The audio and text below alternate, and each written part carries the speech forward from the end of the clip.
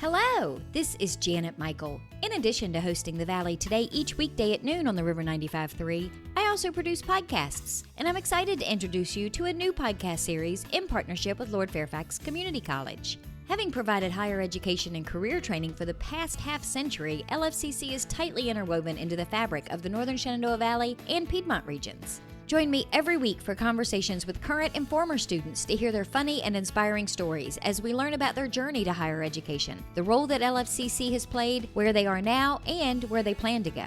We'll also talk to current and former professors about their experiences and best memories of LFCC over the past 50 years. Get every single episode as they're released on our website at theriver953.com under the podcast tab, or you can subscribe for free in Apple Podcast, Google Podcast, on Spotify, Amazon Music, wherever you listen to podcasts. Just search for LFCC Stories.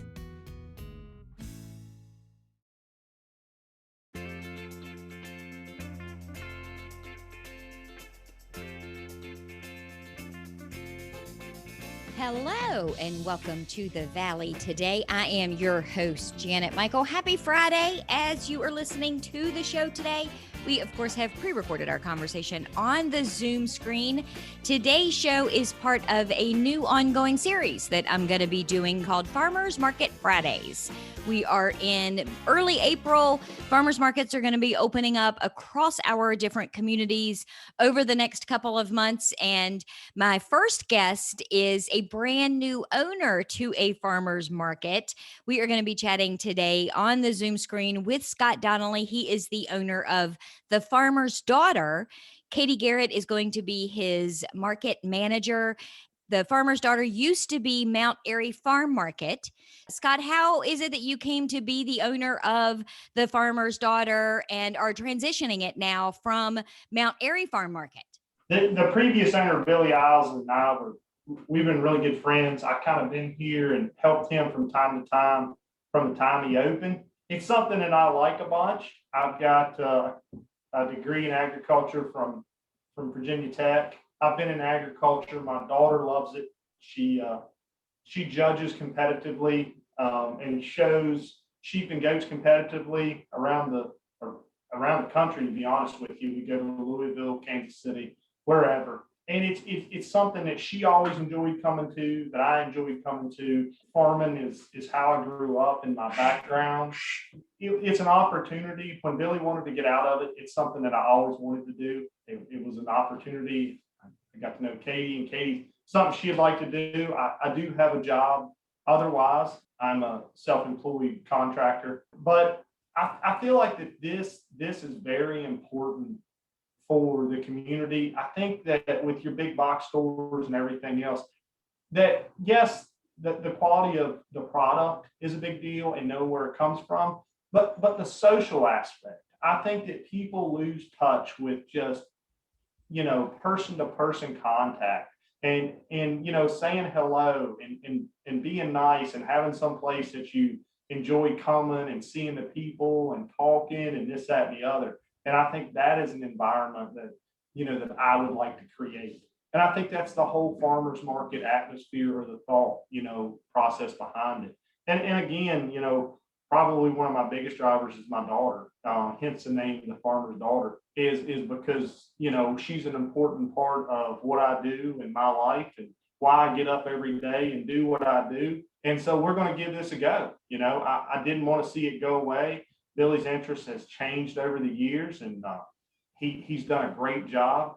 But his farm was Mount Airy, and I don't have any ties to Mount Airy, so I didn't think it was fair to keep that name. Well, I think it's great because people do want to understand the backstory, and your story is cool in your relationship with him and how it is going to transform into what they're seeing today. And you're also right that I remember when I was growing up, my parents had a routine, and there were restaurants that they went to dinner at every Friday night because they knew the owners, they knew the servers, and they would ask about, hey, Roger, how was, this job you said you were going to start this week? Because he was a concrete contractor. And we've lost that, not even because of the pandemic. I think we've just lost that as a society and as a community. So I love that that's kind of what one of your goals is trying to bring that back through the farmer's daughter. I think that is amazing. That's a big thing. For me, it's all about family and things like that. And knowing where your stuff comes from. And I guess I just keep pushing back to the atmosphere. That's the biggest thing for me is, I know people enjoy coming and I hope they can. And we can provide something that they want. At this point, I'm not married to anything that we carry or anything we do, and may stay very, very similar to what Billy was doing. We're going to add some things, the milk, the eggs, suppliers. We've tried to maintain all the relationships that we can with the people that was bringing things in.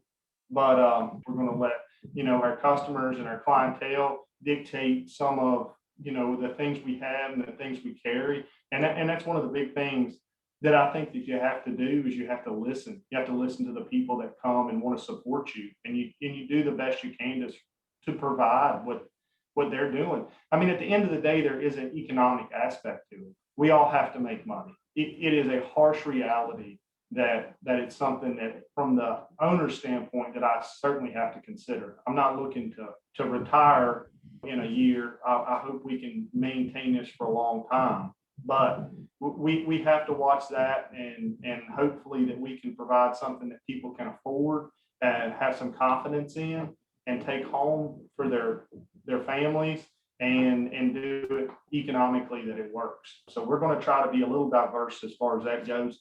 Be upfront and honest with where things come from and what it is, but why the prices may vary from one piece of meat to the other or certain produce, one tomato to the other tomato. It's about what people want and they're comfortable with and what they can, afford. It makes sense too, because Mount Airy Farm Market was a success. I mean, it's not like Billy got out of it because he was losing money hand over fist. You mentioned earlier his interests changed. So it makes sense that you would start off with kind of the core of what he had and then either add or take away as customers come in, because that's what customers want. They don't want to come to a place that doesn't have anything that they're looking for. So it really is a smart business decision to kind of grow with your customers as you're growing the business. You're exactly right. We've remodeled to give it a fresh coat of paint and kind of a fresh start. And, but the biggest thing is we want to listen and find out what people want and what we can provide. And we hope to work more and more with local people. The tough part of this deal is people always want to know how local is, and we want to stay as local as we can. But, you have to be able to move the entire, animal or the entire whatever it is, and it's hard, even when it comes to the beef, to be able to move enough of all the products that come out of one of those animals is very tough. It's easy to sell the steaks. It's hard to sell the rest of it. It can be until you build that customer base. And that's certainly where we hope to get to. And that is job one, as far as I'm concerned, is for us to figure out how to do that and to continue to maintain that for everybody. So we're having this conversation on a Thursday morning. The show is airing now on Friday at lunchtime.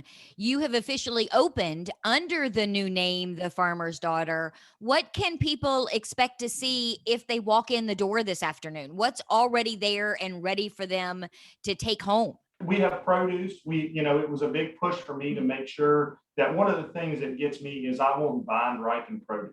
In the Northern Virginia, nobody's growing squash and zucchini and cucumbers right now, but I worked really hard to make sure that we could find suppliers south of here that the produce is vine ripened and grown the right way.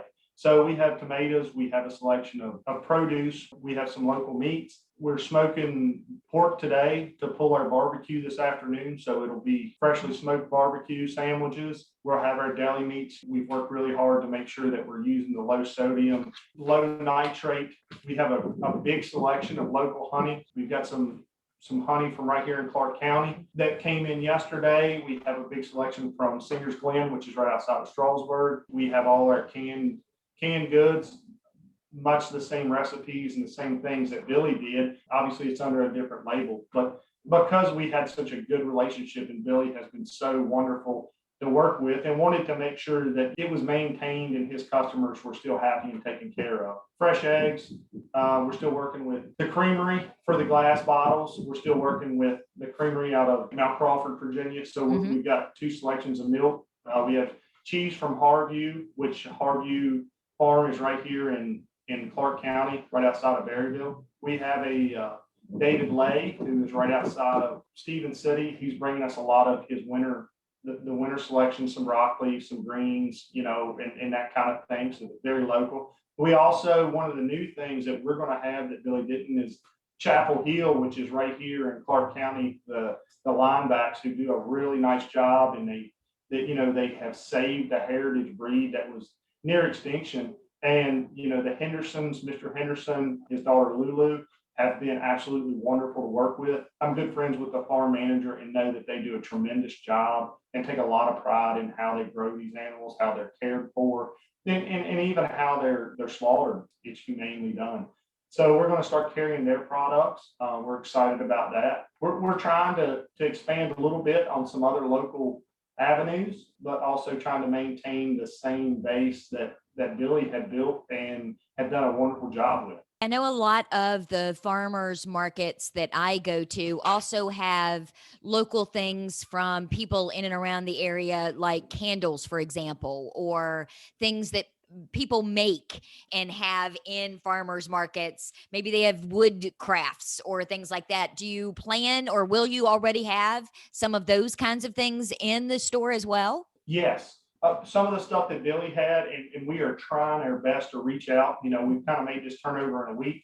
We are trying to reach out to all the phone numbers that were given to us so that we can, in fact, maintain that.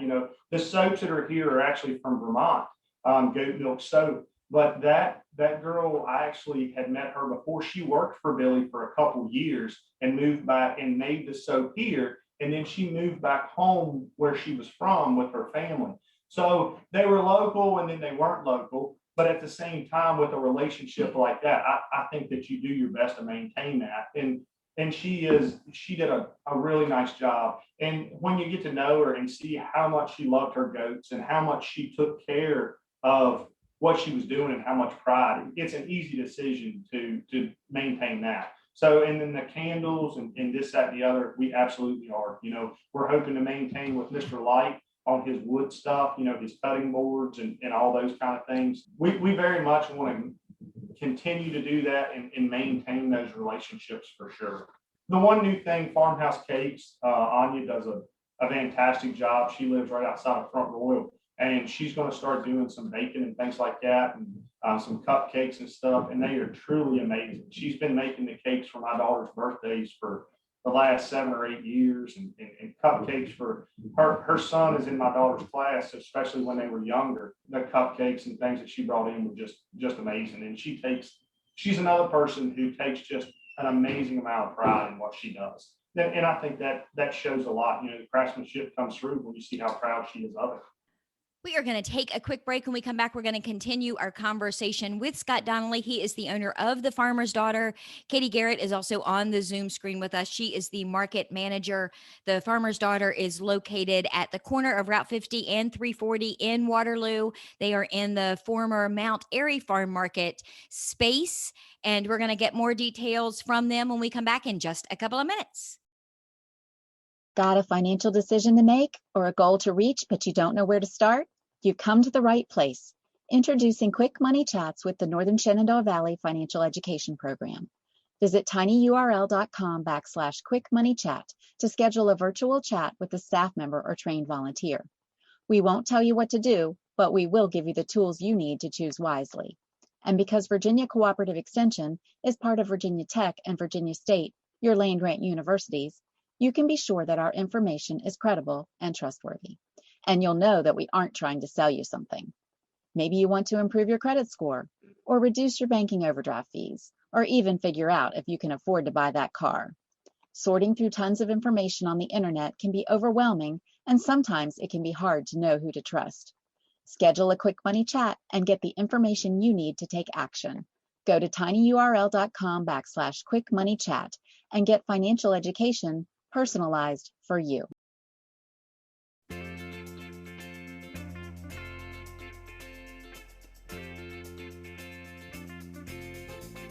Welcome back to the Valley today. I am your host, Janet Michael. Happy Friday. As you are listening to the show today, we, of course, have pre-recorded our conversation on the Zoom screen. We are recording on a Thursday morning. You, of course, are listening to it on a Friday afternoon. We are chatting with Scott Donnelly. He is the owner of The Farmer's Daughter. Katie Garrett is on the Zoom screen with us as well. She is the market manager. The Farmer's Daughter is opening today as you are listening to the show in the Mount Airy Farm Market location at the corner of Route 350 or Route 50 and 340. They are in Waterloo. The actual address is 8204 John Mosby Highway. So, Katie, Scott mentioned that he's got a full-time gig. You're going to be the manager of The Farmer's Daughter. Are you going to be the one that's going to be kind of researching and finding new things to bring in and doing a lot of interacting with the customers when they come in? Yes, I'm also a full-time teacher at Robert E. Ayler Middle School. So I will be there until school gets out. I will be here in the afternoons because I am teaching virtually. So as soon as I'm done teaching virtually, I'm going to run over here to the market, be here till we close. And then once school gets out, I will be here, of course, full-time, and weekends I'll be here full-time. So I will be here as much as I can through the school year and then here all the time once school's over. So what are your hours going to be once you're open officially? Are you going to be open 7 days a week? Is it a weekends only thing? Tell me what your hours are going to be. So our hours are Tuesday through Saturday, 10 to 6. Sundays is 11 to 5. And Mondays, we are closed right now. Eventually, we will probably get to 7 days a week. Scott, you mentioned that you were kind of freshening the place up. And that's how I discovered you. I saw the Facebook post that said you were closing Mount Airy Market on April 1st and you were reopening as The Farmer's Daughter on April 9th. And I've seen some of the pictures that you've posted. Is this something that you hope that your daughter will then take over in however many years? Oh, she's super excited. So, with the school being the way it has been this year, and so yes, I do. She's 14, but she absolutely loves it. Like I say, she's been with me on the farm. We're really close. She's my best friend, and that is the big part of it. And so yeah, she'll be here. She's excited, and I hope that it's something that she'll grow into and enjoy. But if it's not, that's okay too. She needs to go and make her own way in this world and be happy. But, my job as her dad is to give her every opportunity or every avenue that I can so that she can succeed. She's excited about it now, and that's important. We're excited about it. Really looking forward to get going. It's more of a soft opening. We're just going to turn the open sign on and see where we go. We would like to do more of a grand opening sometime in May when the local produce really is starting to come in, local strawberries and those kind of things. Let us get our sea legs under us and get going. That way that it's about the experience as we talked. And I'll stay with that term because that's what we've talked here all week, and even the planning stages up to this day is all about the experience. And so we kind of flip the open sign on and stop in and get a barbecue sandwich or some milk or some local produce or as local a produce as we can find. We want everybody to come through here and be happy and to say, hey, I left there and it was nice. The people were nice. The store was nice. The products were nice. And that's where we are. And then hopefully, in May, hopefully right after Apple Blossom, I don't want to compete with them. And right after that, we can do more of a grand opening with our local strawberries, and we'll know a little more about what people are looking for. And hopefully our Saturday and Sunday smoked chicken and smoked ribs will take off, and we'll let the customers guide us in what we need to do. And I think that's what you'll find. You'll find that when the doors are open and people start wandering in, you're going to have a lot of, have you thought about carrying this? Or my granddaughter does that, or my nephew raises this. And by the time you get to that point where you're having your actual grand opening, it may look a lot different than it did when you opened your doors on Friday. So that makes perfect sense. And when you say that, my granddaughter and this, that, and the other, now that is something that I will support to the very end. I'm the president of the VLA, which is the leadership association here for 4-H in Clark County. And I will tell you that one of the things that, if you love agriculture, that is a concern, is that the average age of your farmers increases every year in this country. And with the farmers market or with any ag-based programs for kids, I will support that 100%. And it's not about hoping that, it's not about every kid will then maintain or try to carve a career out in agriculture. It's about the fact that I think it's important for young people to have an appreciation to the amount of work and the things that folks do to produce vegetables, animals, their proteins, anything. It's hard work, but the people who do this, they do it because they love it. It is a life. It's not a job. It's a lifestyle. And I hope that more young people can get an appreciation for that. So any child, any kid who maintains or has any interest in crafts that they're doing or anything, then we will 100% support that. And and I hope that this thing takes off. And when it does takes off, we will be very quick to financially support all those programs as well. And that is 100% for sure. So we've got to wrap up. I want to make sure people know where you're located. We mentioned a lot that it was the former Mount Airy Farm Market that Billy used to own. Can you tell me where physically you are located? It's 8204 John Mosley Highway here in Clark County. It sits on the corner of Route 50 and 340. We're right across from Sheetz. Right, their neighbor is McDonald's. And on the other side is Dunkin' Donuts. We're right here in the middle of everybody. You're the healthiest corner at Waterloo. That's basically what you are. You are the healthiest corner at Waterloo. I'm telling you, you're exactly right. We're right here in the middle of everybody. If people want to get more information about what you've got, do you guys have a website? I know you have a Facebook page, Instagram. Tell me how they can get more information about you on the internet. We do have a Facebook page. We also have an Instagram page, and our website is under construction right now, but hopefully it will be up and running here within the next, I'm going to say probably the beginning of the week. And then we'll just post that link on Facebook and Instagram and probably here in the store. And I will make sure in the show notes of today's show, I will put your email address. So if somebody was listening today and they want to reach out because they may have something, or they're one of those vendors that had no idea there was a change taking place, I will put your contact information on the show notes page so people know how to reach you, as well as your hours and your location and everything as well. Awesome. Thank you so much for doing that. I appreciate it. I have they just came in and stuck their head in, and I got a delivery of some local greens in, some lettuce and some broccoli and so on and so forth. So I've got to get to that, but thank you so much. Absolutely. Good luck.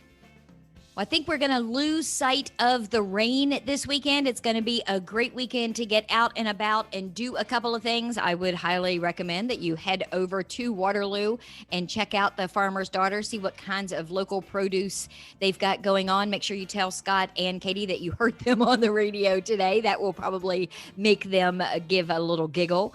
I will be back on Monday. Monday's conversation is with Dr. Brendan Flynn. He is the Chief Medical Officer at Blue Ridge Hospice, and we talk a little bit about how the pandemic has impacted how they deliver their care, vaccinations.